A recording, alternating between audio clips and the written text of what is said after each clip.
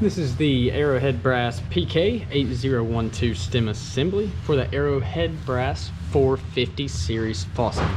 Now the 8012 stem assembly is for the 12-inch wall thick faucets. Now if we can get this out of the packaging here, you can see the package will contain, of course, the complete stem assembly, as well as a short little installation guide or list of instructions here as well. Now, keep in mind when measuring these stems, whether you're looking for a replacement or you just want to know like the total length of the stem that you have in your faucet, you want to measure from tip to tip. So from where the handle attaches to the end here where this set screw is.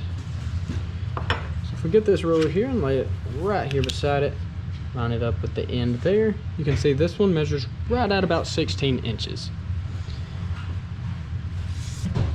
And once again, this is the Arrowhead Brass PK8012 stem assembly.